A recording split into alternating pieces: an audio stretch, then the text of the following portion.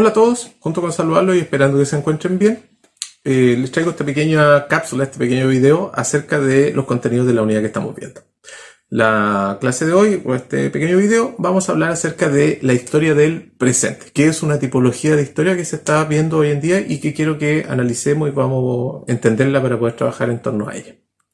Lo primero de todo que vamos a tener, los objetivos de esta unidad o esta parte, conocer los aspectos de la llamada historia del presente, identificar ciertas características de este tipo de historia, explicar acontecimientos significativos a través de esta modalidad. Esa es como la finalidad que queremos conseguir.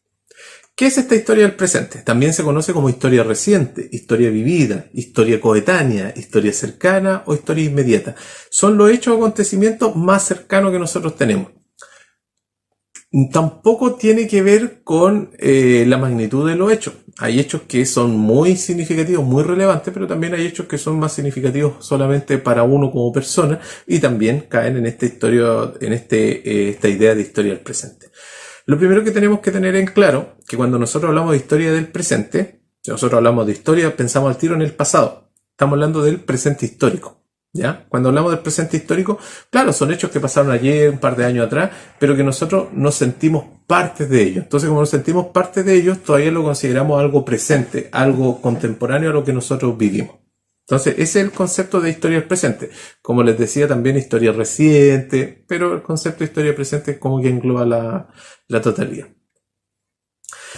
Para la historiadora Eugenia Allier, esta historia del presente tiene ciertas características tipo que se pueden encontrar en la mayoría de estos textos. Primero que todo, el objeto central de estudio es el presente, o sea, son hechos que son relativamente cercanos. Tampoco es algo así de años para atrás, no. Esta autora habla de generaciones, puede ser una, dos, hasta tres generaciones atrás que nosotros podamos analizar un hecho. Entonces, no es algo estático, no es algo fijo, es algo movible, ¿ya? Pero es cercano a lo que se está viviendo. ¿Se basa en el relato de quienes vivieron el hecho o fueron testigos de este hecho? No necesariamente la persona que lo relata o el historiador tiene que haberlo vivido, pero sí haber estado presente de algún modo o de alguna forma. Entonces puede ser testigo del hecho o haberlo vivido. Coeteanidad con el historiador o relator. El hecho que yo quiero relatar tiene que ser algo cotidiano para mí. No puede ser algo que escape o que yo quiera escribir o hablar sobre algo que yo no sé, que yo no maneje. Entonces tiene que ser algo coetáneo, ¿ya? La perspectiva multidisciplinaria. Cuando analizamos estos hechos de la historia del presente o historia reciente, son hechos que por lo general tienen fuerte repercusión. Como tienen fuerte repercusión, puede abocarlo la historia o puede abordarlo otro tipo de ciencia, la matemática, la ciencia. Demos un ejemplo. Lo que está pasando hoy en día, esta pandemia a nivel mundial, el COVID-19. Podemos tener un estudio de historia acerca de esto, la historia de cómo se desarrolló este virus. Puede haber un estudio científico, médico, que hable de las características.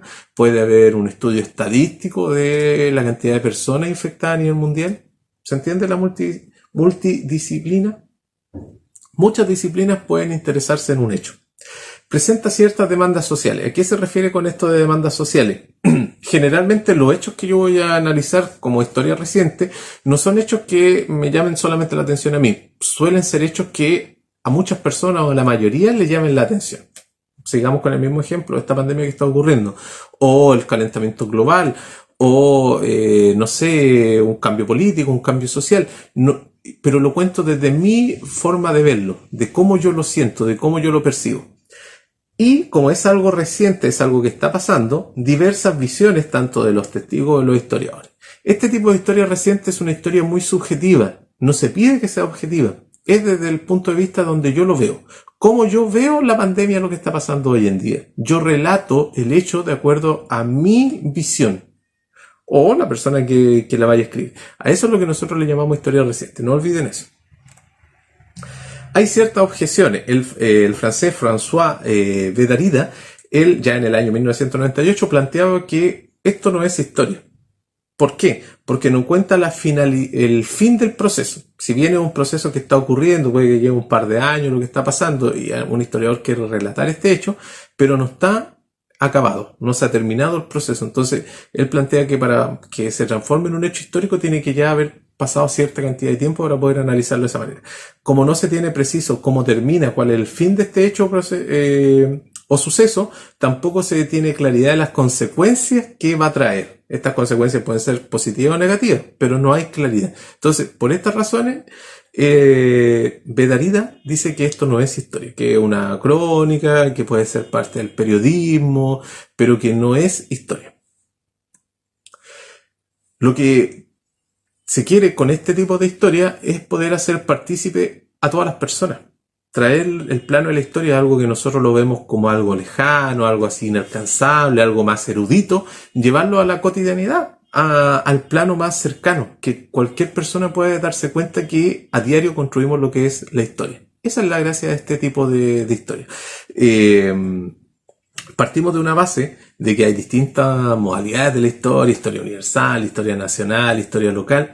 También en el asunto del tiempo nosotros la vamos a catalogar. Y esta historia del residente es muy importante o muy significativa para cuando vamos a hacer algún relato acerca de esto. Por ahí va un poquito la actividad que los voy a invitar a realizar sobre estos relatos, estos hechos, cómo los vivimos cada uno de nosotros y cómo a través de lo que nosotros vivimos lo podemos explicar y desarrollar muy brevemente. Muchas gracias por haber visto el video. Cualquier duda o consulta a mi correo electrónico. Hasta luego.